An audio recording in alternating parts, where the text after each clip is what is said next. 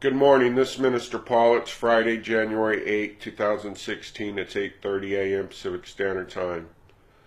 After the service yesterday, I went into the prayer room. It's called the War Room 777.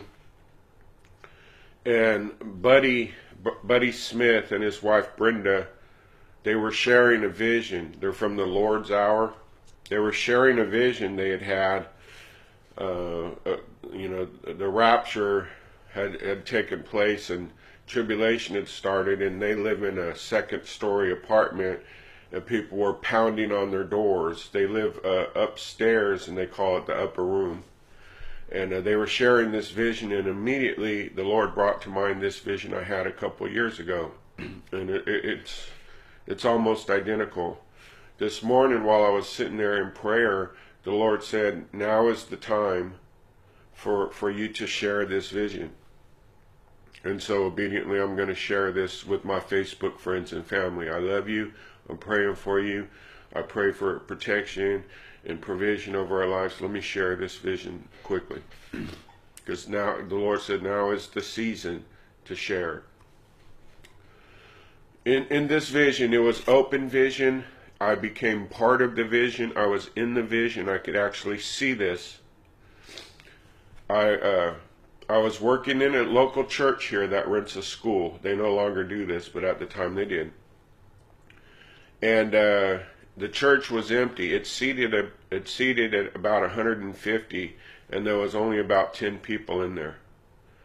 And I was an usher / greeter, and I was working the door. And it was time for people to leave. The pastor, his name's Richard, he'd already given the message, and there was nobody really there to receive it. There was more people that worked there than had attended.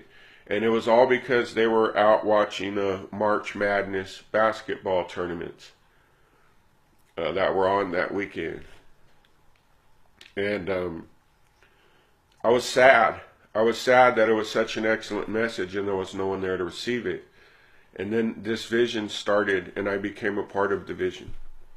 What happened was I opened up the school doors facing west towards the coast here for people to leave.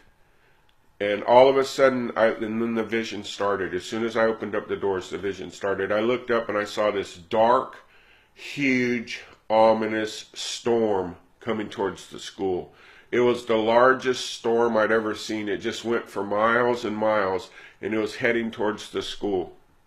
And I looked in the vision. I saw people driving. I saw cars coming in from the north and the south and the east and the west. I saw people on bicycles. I even saw younger people running. There were people running as fast as they can, driving. There was motorcycles. It was pandemonium and chaos, and they were all coming to the school as if they knew that this church, I say school because that's what it was located in, that church was the safe place to be. And as they got closer and closer, God spoke to me audibly, and he said, Paul, close the doors. And I said, Lord, have mercy. And he said it again, Paul, close the doors. And so I closed the doors. And he said, now lock them. And I'm like, but Lord. And he said, Paul, lock the doors. And so I locked both doors.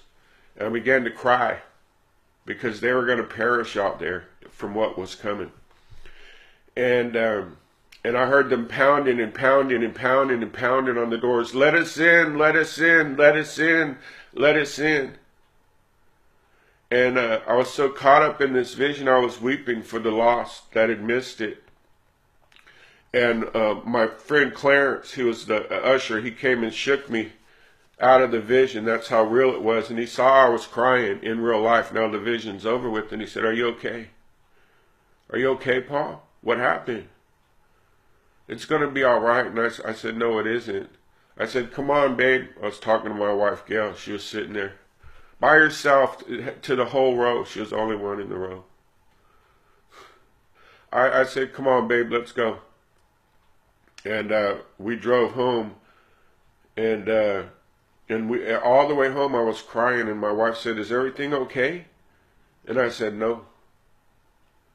But I didn't tell her why, so when I got home and sat down, finally I composed myself after what I was shown, and I explained to my wife what I'd seen, and she started tearing up too. And I asked God at this point, I said, "God, would you really do that?" It was overwhelming. "Would you really do that?" And he said, "Ask Noah. Ask Noah."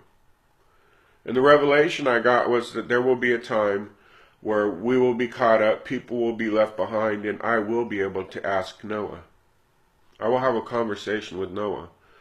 And the confirmation was Buddy's wife Brenda had almost an identical vision. It's going to happen. Surely this will happen, because it was real. It wasn't a dream. I saw it.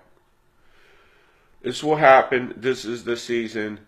It's time for us to go reach the souls. And you may sound like a broken record that you're saying the same thing over and over and over again, but how many people do you think could have been saved if they would have listened to Noah, who said a storm's coming? If they could have come on the boat, God would have allowed them on the ark.